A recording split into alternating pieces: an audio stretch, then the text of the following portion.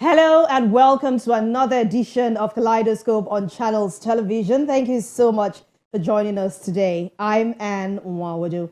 On the program, we have a chat with the Executive Director of Crusader Sterling Pensions Limited, Olufemi Odukoya, talking about the company's business, its corporate social responsibility activities, and the state of Nigeria's pension industry. Once again, welcome to Kaleidoscope.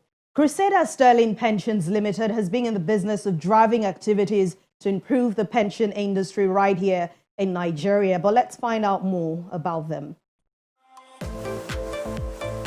Incorporated on the 12th of October 2004, Crusader Sterling Pensions Limited is one of the leading pension fund administrators in Nigeria. The company is a member of the over 74-year-old Custodian and Allied Insurance Group plc and has achieved one of the best returns on retirement savings account funds in the Nigerian pension industry. Crusader Sterling Pensions Limited, which is licensed and supervised by the National Pension Commission (PENCOM), is known for excellent customer service and has been leading PFA for superior returns on assets under management in the country for many years. In 2014, it won the Best Performing Pension Company of the Year and a third African Development Magazine Award of Excellence, which held in Accra, Ghana. With many branches spread across the country, Crusader Sterling Pensions Limited hopes to continue to be the preferred pension fund administrator with the highest contribution base whilst delivering superior returns to its customers. My chat with the Executive Director, Crusader Sterling Pensions Limited, reveals the giant strides the organization has made in the industry. Let's hear more from him.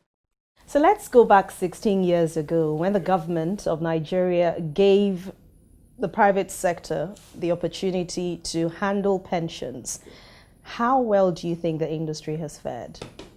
I remember quite well at the inception, that was in 2004, the industry started on a very shaky note.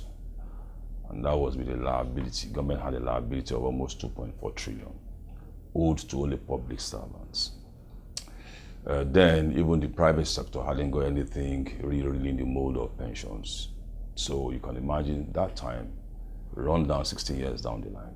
The asset under management now is about 12.24 trillion as at 30th November 2020. So it's a massive leap, and that's a massive plus also for the government. So for me, it's a major step they took, and it's paying off.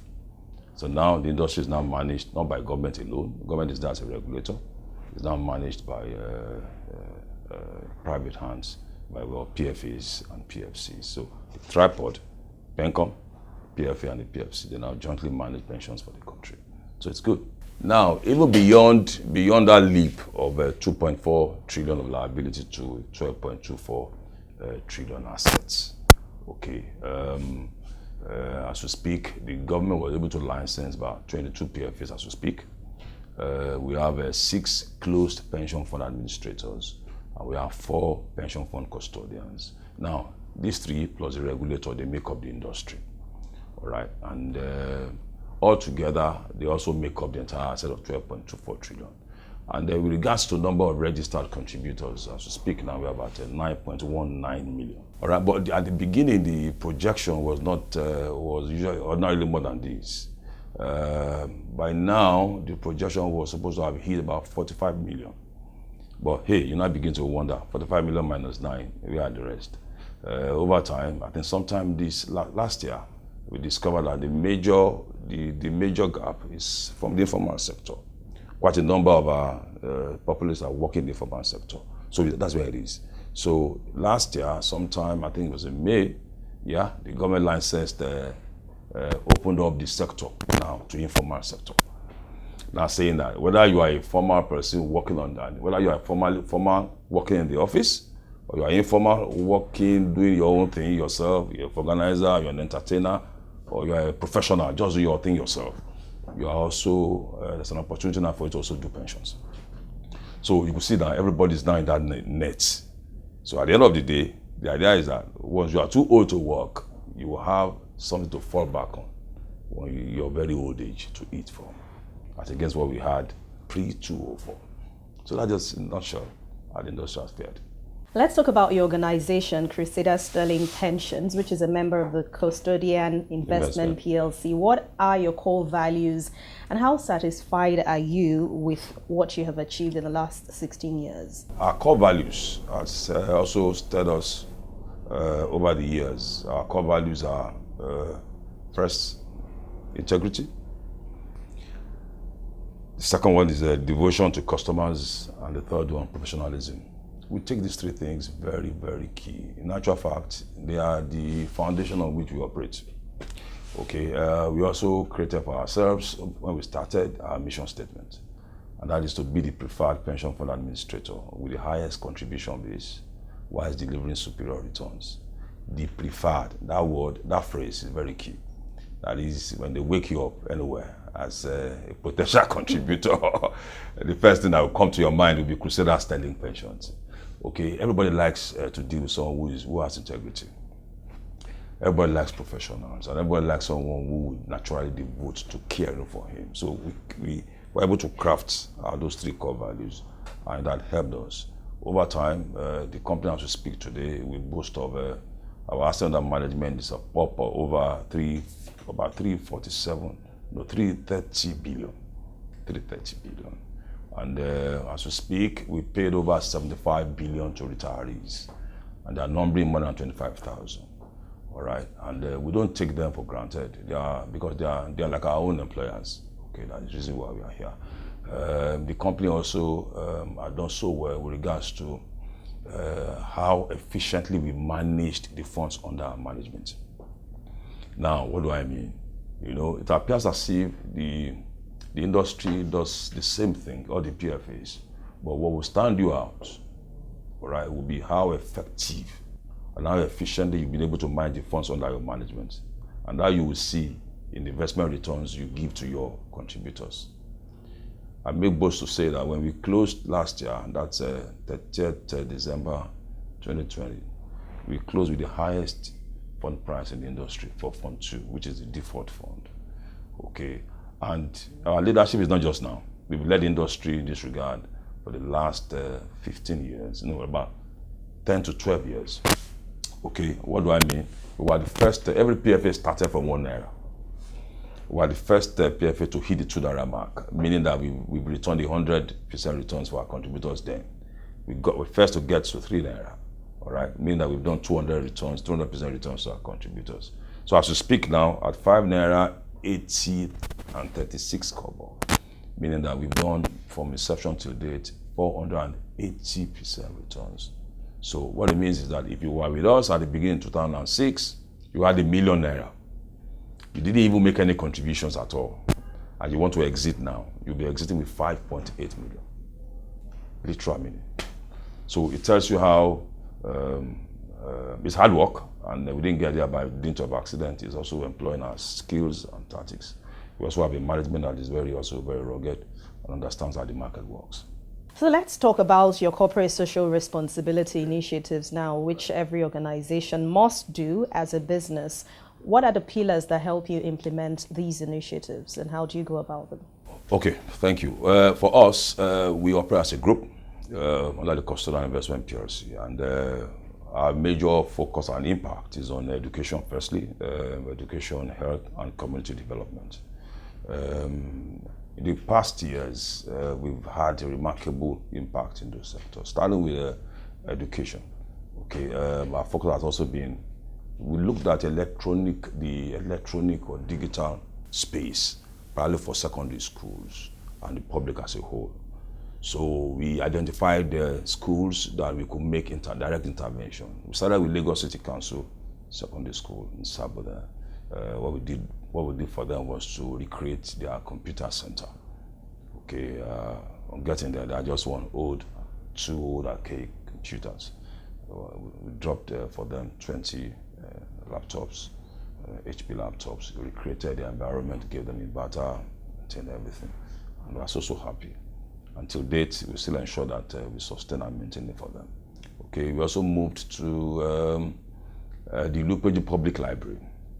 All right, that was done in conjunction with Lagos State government. But our focus was the electronic bits of it. Okay, the world is going digital. So that was hey, let's also make this facility available to every other person working on the street, whether you have the means or you don't have the means. So we gave them access to electronic library across the world, paying the subscriptions annually. Give them computers, bought physical books. In actual fact, if you go there, it should be as if you are in the 21st century environment. Okay. We also into beyond the formal arrangement of education. We discovered also, hey, it appears all of us are living out the artisans on the road.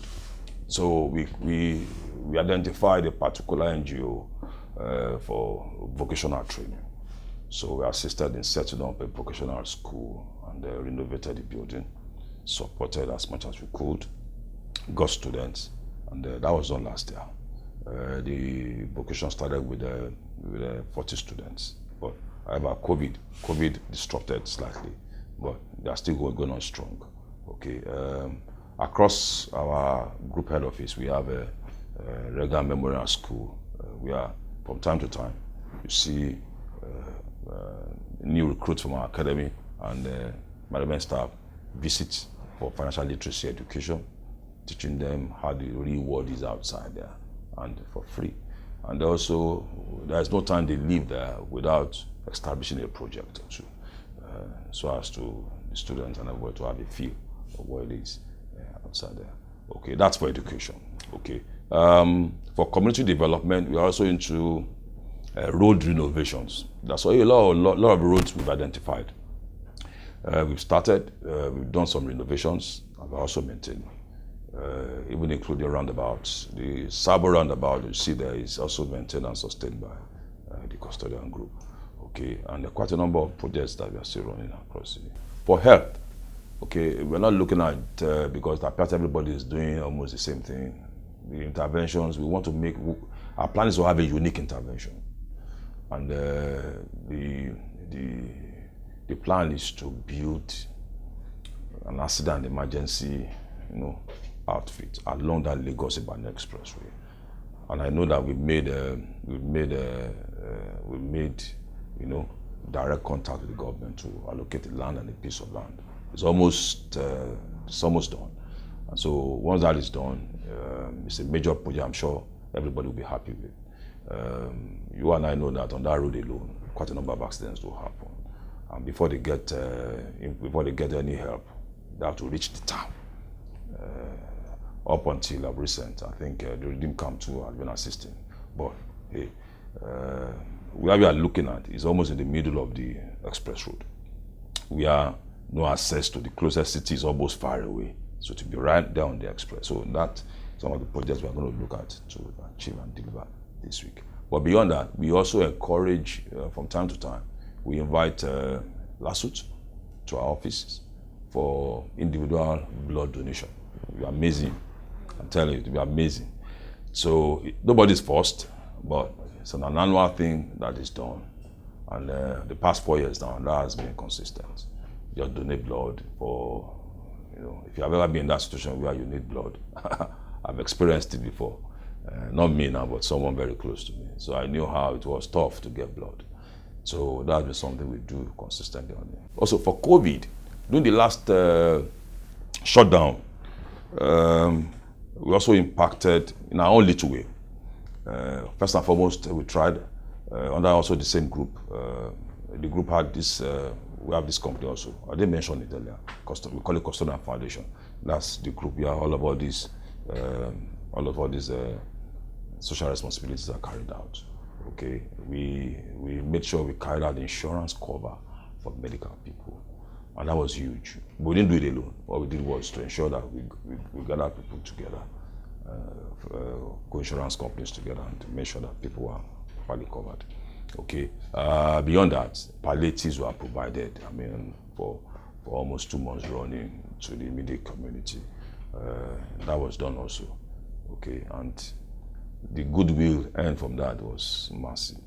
Okay, you could see that people really, really have needs that. Unless you get to them, you will know. Okay, so that's it. When we return on the program, we'll continue the discussion talking about the challenges faced by the industry. Stay with us. Welcome back. You're still watching Kaleidoscope on Channels Television. Next, I ask Mr. Olufemi Odukoya why it seems people have challenges accessing their pension funds. What is the real problem? The truth is, there's no challenge in collecting money. That's just the basic truth. But I would say maybe there could be maybe one or two obstacles that the retiree or the employee has to cross. For instance, I'll give you an example. Now, the law says when someone loses his job, that's in the act, and is less than 50 years, okay, if he loses his job, less than 50 years, he can't access his funds until after 4 months. The idea is that within that 4 months, you're expected to have gotten another job and you continue contributions. But most of the time, that doesn't really work. So the man who had lost his job will be wondering, I have 1 million naira in my PFA account, see me here, I have no job, I'm hungry. To him, it's the PFA holding. So you can't just understand any regulation limiting him from accessing his funds. So he goes to town, say, hey, these PFAs, they are this, they are that. But if he's assuming he was 50 years plus and he lost his job, he can walk to his PFA because the 50 years mark is retirement under the PRA. So if you are 50 years over and lost his job or a job, he goes there, they will process for him, he will pick. All right. So that's one side. The other bit has to do with government workers in particular. I say government. Now, the act started, the contributory scheme started in 2004. Now, a whole lot of persons retiring now had been working before then. And so the question now is, the entitlement of the worker up to 2004, we call it, government has this plan, program, they call it bond payment. So we call it accrued rights up to 2004. But from 2004 till date, all the monies entitled that the guy is entitled to is in his account, RSA. So you can access that. But the law says that we shouldn't give them access to that fund until the payment of the bond, so that you take your monies and they go. So the delay now comes where government does not remit the bond. Okay, yes, they've been trying, I must confess, particularly for Lagos State, for federal, they've been trying, but they are paying in batches. Because retirement too in government is in maybe year 2021, year 20, so they've been paying in batches. So if it comes to the batch, if you're unlucky, maybe government is short of funds, your batch is being delayed 1 year, 2 years, they are yet to pay your bond to your RSA account. The impression the retiree will say is this: the PFA is holding my money, or this pension thing is scam. They just go to town with all sorts of stories, but meanwhile it's not so.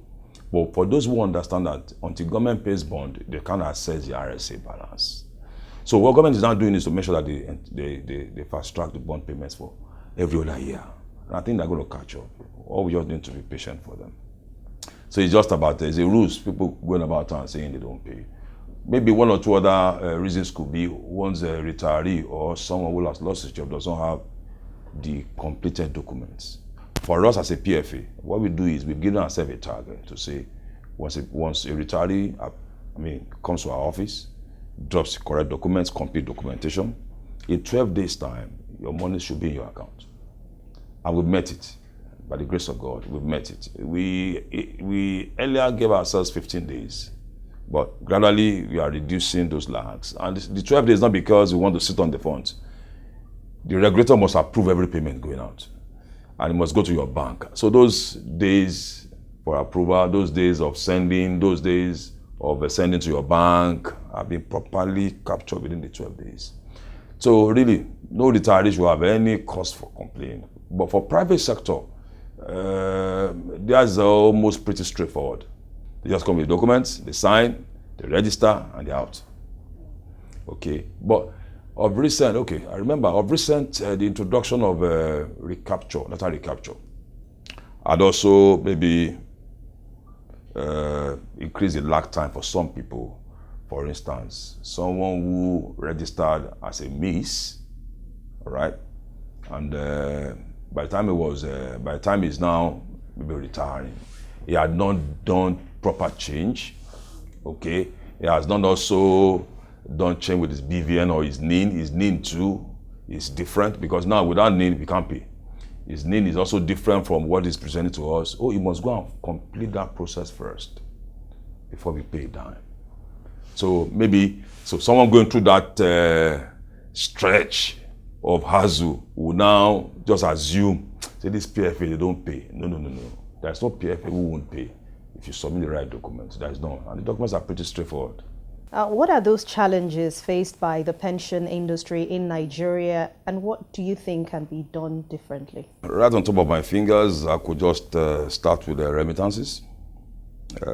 Quite a number of employers make deductions from their employees, but they don't remit. Some remit, but they choose to remit when they deem fit.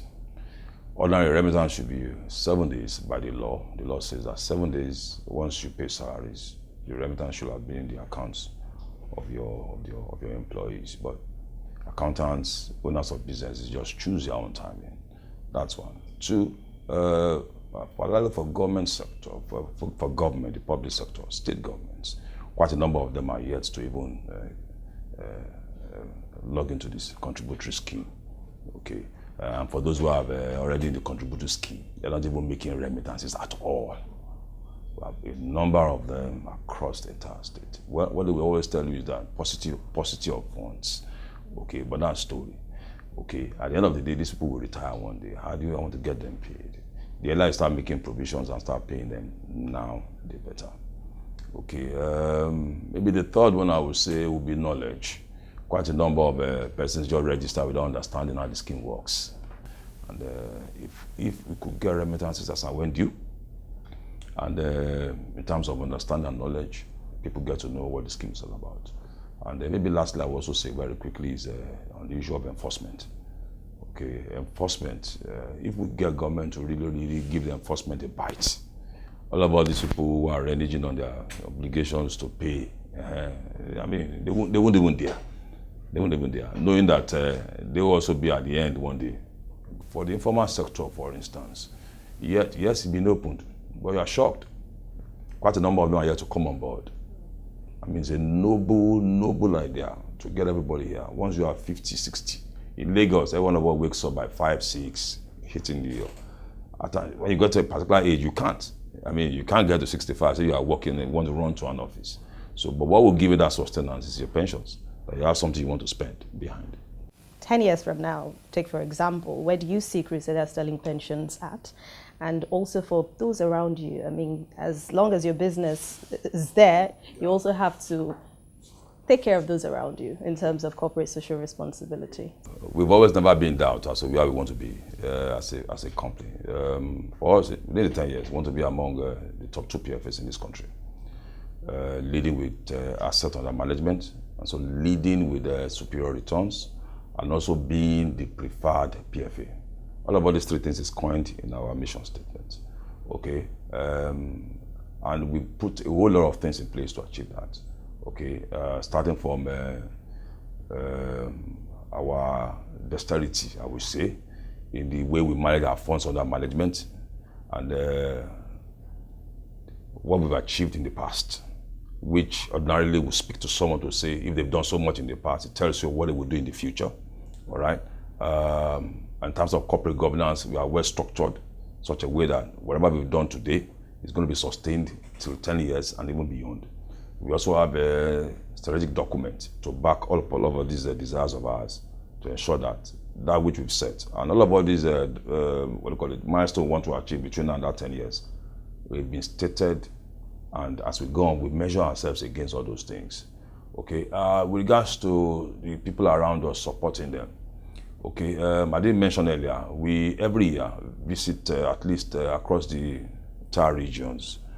We pick at least one NYSC camp within the region. We visit, we do a whole lot of financial literacy and education with the corpers. Also for our retirees. Every year across all the regions, we take them on what we call seminars.